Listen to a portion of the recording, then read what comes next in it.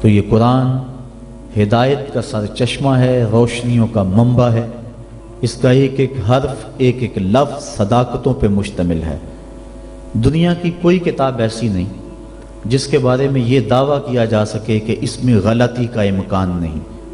بڑے سے بڑا مصنف بھی کتاب لکھتا ہے تو اس کی ابتدائیے میں یا اس کے آخر میں یہ بات ضرور لکھتا ہے کہ میری کتاب میں کسی طرح کی کوئی غلطی پائیں تو مجھے مطلع کر دیں تاکہ آئندہ اس کی اصلاح کی جا سکے۔ لیکن قرآن وہ ہے کہ کھولو تو پہلی بات یہ ملے گی، ذالک الکتاب لا ریب فیہ، کوئی غلطی ہے تو بتاؤ، اس میں غلطی نام کی گنجائش تک نہیں۔ یہ صرف دعویٰ قرآن کا ہے، اور قرآن کے علاوہ کسی کتاب کے بارے میں آپ کو یہ دعویٰ نہیں ملے گا۔ حضرت امام شافعی رحمۃ اللہ تعالی علیہ نے ایک کتاب لکھی اور ایک شاگرد کو کہا کہ اس کو میرے سامنے پڑھو۔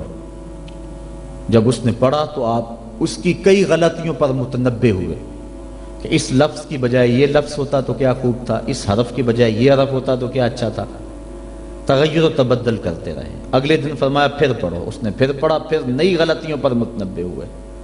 اس طرح 70 مرتبہ وہ کتاب آپ کے سامنے پڑھی گئی، 70 مرتبہ اس کی غلطیوں پر مطلع ہوئے۔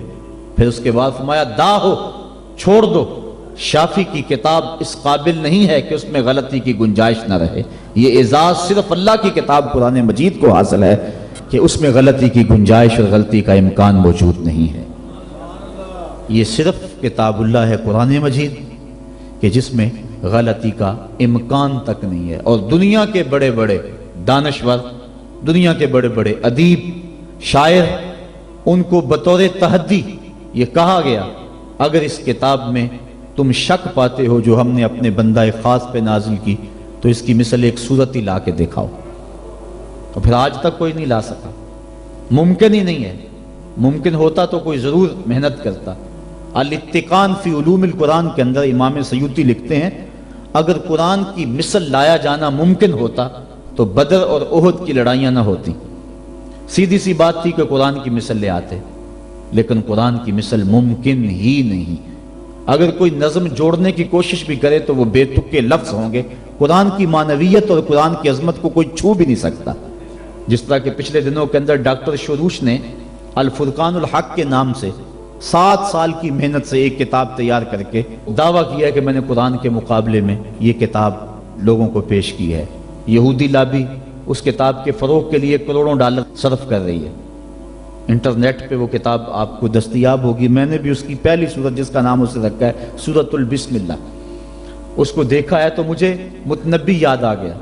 متنبی نے بھی کسی دور میں کوشش کی تھی قرآن کا مقابلہ کرنے کی، اور قرآن مجید کی ایک بڑی معروف سورت ہے القاریہ مل قاریہ وما ادراک مل قاریہ، کھڑکھڑانے والی، کانوں کے پردوں کو چیر دینے والی وہ گونج اور وہ گرج اور وہ آواز، انسان سراپا حیرت ہے۔ پھر کہا مل قاریہ، وہ کڑک کیا ہے؟ انسان پھر بھی سر جھکائے ہوئے، سمجھ، ہوش، خرد، فہم و ادراک سے بالا ہے۔ پھر کہا وما ادراک مل قاریہ، اپنے علم پہ ناز کرنے والے انسان تجھے کیا پتا کہ وہ قاریہ کیا ہے۔ یہ ہے قرآن کا اسلوب۔ اب متنبی نے بھی کوشش کی، اب وہ کہتا ہے الفیل مل فیل وما ادراک مل فیل، اور کہتا ہے میں قرآن کا مقابل لے آیا۔ فیل عربی میں ہاتھی کو کہتے ہیں۔ اب القاریہ ایک چیز رکھی گئی، کھڑکھڑانے والی، کانوں کے پردے کو چیر دینے والی۔ اب نہ اس کو کسی نے سنا، نہ اس کا کوئی تصور دماغ میں لا سکتا ہے۔ انسان حیرت میں ڈوب گیا۔ پھر دوسرا سوال اس کے اوپر وارد ہوتا ہے مل قاریہ، حیرت ختم نہیں ہوتی۔ پھر کہا وما ادراک مل قاریہ، اور پھر بتایا اس دن انسان پتنگوں کی طرح زمین پہ بکھرے ہوئے پڑے ہوں گے، کوئی کسی کا کوئی پرسان حال نہیں ہوگا۔ اللہ تعالیٰ پورے قہر و جلال میں ہوگا، اور اللہ تعالیٰ پوچھے گا این المتکبرون، تکبر کرنے والے کہاں ہیں؟ تو اس وقت کوئی سر نہیں اٹھا سکے گا۔ پھر اللہ فرمائے گا این الملوک، بادشاہ کہاں ہیں؟ تو کوئی سر نہیں اٹھائے گا۔ پھر کہے گا انا المالک، میں بادشاہ ہوں، تکبر مجھے زیبا ہے۔ تو وہ اس دن کا نقشہ کھینچا گیا ہے۔ تو القاریہ مل قاریہ وما ادراک مل قاریہ، یہ سوال در سوال ہوتا چلا جا رہا ہے۔ اب ذرا متنبی کی بے تکی بات دیکھی۔ الفیل، فیل عربی میں ہاتھی کو کہتے ہیں۔ جب کہہ دیا الفیل بات ختم ہوگی. پھر کہتا ہے مل فیل، ہاتھی کیا ہے. فیل کہنے سے بات سمجھ میں آ گئی کہ ہاتھی ہے. پھر کہتا ہے مل فیل، سوال بنتا ہی نہیں. لیکن پھر اس کے بعد کہتا ہے وما ادراک مل فیل، تم کیا جانو کہ ہاتھی کیا ہے. بچہ جانتا ہے کہ ہاتھی کیا ہے. لفظ تو جوڑنے بیٹھ گیا لیکن معنویت کہاں سے لائے. تو کہا قرآن کی مثل تم لانے کی استطاعت ہی نہیں رکھتے ہو. تیرے سامنے یوں دبے لچے فصحا عرب کے بڑے بڑے، کوئی جانے کے منہ میں زبان نہیں جسم میں جان نہیں. 7 مہینے تک کعبے کی دیوار سے سورہ کوثر لٹکی رہی تھی، اور عرب کے بڑے بڑے شاعر اور ادیب اور قصیدہ نگار قرآن کی مثل لانے سے قاصر رہے. اور پھر ایک نے آگے اپنی طرف سے یہ جملے لکھا تھا اِنَّا أَعْطَيْنَكَ الْكَوْثَرَ فَصَلِّ لِرَبِّكَ وَانْحَرْ إِنَّ شَانِئَكَ هُوَ الْأَبْتَرُ. اس نے آگے لکھا ما ھذا کلام البشر، یہ کسی بشر کا کلام نہیں، ورنہ اس کا مقابلہ ہم ضرور لاتے. دور دراز سے ایک شاعر آیا، اس نے دیکھا، اشش کر اٹھا. لیکن جب اس چوتھے جملے پہ آیا تو حیران ہو گیا. اس نے چوتھے جملے پہ لکیر کھینچی اور آگے لکھا وَلَٰكِنْ ھذا کلام البشر. یہ پہلے 3 کسی بشر کے نہیں، چوتھا کسی بشر کا ہی ہے. یہ قرآن کا اعجاز ہے کہ قرآن کی مثل کا لایا جانا ممکن نہیں ہے.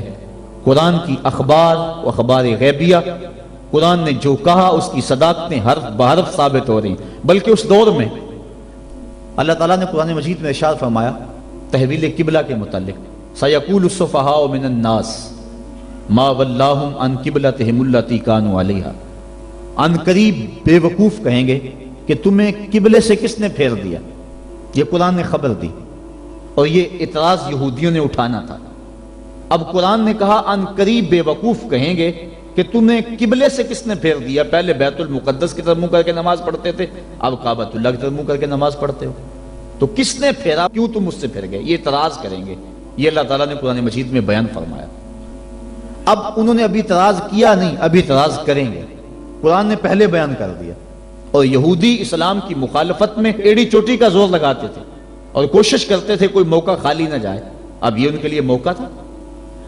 قرآن نے کہا تھا ان قریب کہیں گے بے وقوف کہ تمہیں قبلے سے کس نے پھیرا.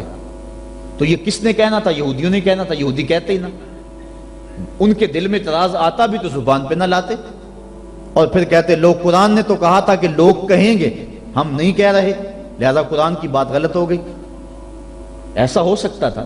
اور پھر یہ نہیں کہ اس کا جواب یہ دے دیا جاتا تم نہیں کہو گے تو کل آنے والی صدیوں میں لوگ کہیں گے. لفظ ہیں سَيَقُولُ السُّفَهَاءُ، سین اور صوفہ یہ مستقبل قریب کے لیے آتے ہیں. یہ نہیں ہے کہ دور جا کے کہیں گے، ان قریب کہیں گے. سَيَقُولُ، ان قریب کہیں گے. تو وہ اگر نہ کہتے، رک جاتے اور پھر کہتے یہ دیکھو قرآن نے کہا کہ ان قریب کہیں گے. اب کون کہہ رہا ہے؟ کہنا تو انہوں نے نہیں تھا، تو اپنی زبان کو روک لیتے. لیکن روک نہیں سکے. یہ قرآن کی صداقت ہے، جو انہوں نے کہنا تھا قرآن نے پہلے ہی بیان کر